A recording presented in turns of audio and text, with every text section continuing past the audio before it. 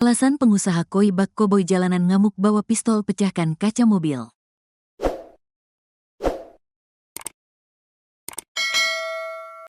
Terungkap penyebab aksi koboi jalanan yang dilakukan pengusaha ikan koi ternama, Hartono Sukwanto, 53.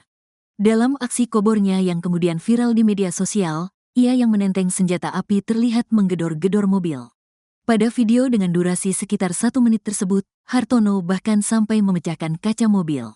Aksi Hartono dilakukan di kawasan Kota Baru Parahyangan, Kecamatan Padalarang, Kabupaten Bandung Barat, KBB, Minggu, tanggal 2 Maret tahun 2025. Hartono juga tampak mengacungkan jari tengah dan berusaha membuka pintu kendaraan yang ditumpangi beberapa wanita.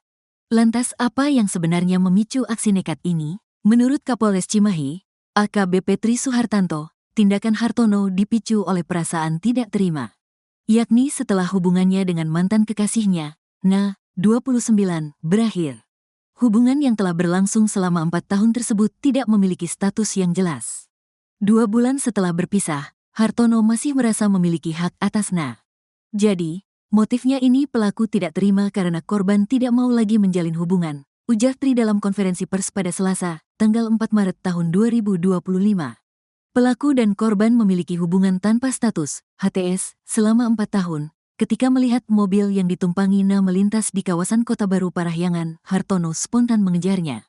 Mobil tersebut dikemudikan oleh Na dan membawa 2 penumpang lain, yakni Is, 22, dan RKF, 26.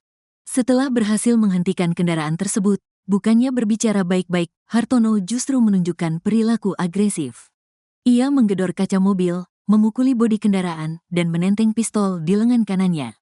Dia mengejar mobil, mantan kekasihnya, lalu diminta berhenti. Teman perempuannya ini yang duduk di kursi penumpang dan merekam, kata Tri, mengutip Kompas.com.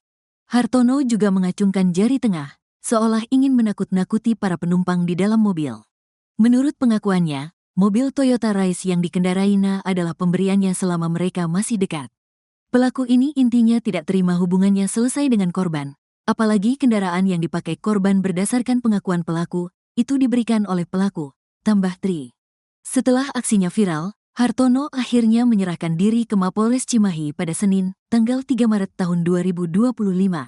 Polisi kini tengah menyelidiki lebih lanjut motif di balik aksinya tersebut. Atas perbuatannya, Hartono dijerat pasal 1 ayat 1 Undang-Undang Darurat Republik Indonesia Nomor 12 Tahun 1951 dan atau pasal 335 ayat 1 KUH Pidana. Ia terancam hukuman penjara hingga 10 tahun. Kasus ini menjadi pengingat bahwa emosi yang tidak terkendali bisa berujung pada tindakan yang melanggar hukum, meskipun didasari oleh persoalan pribadi.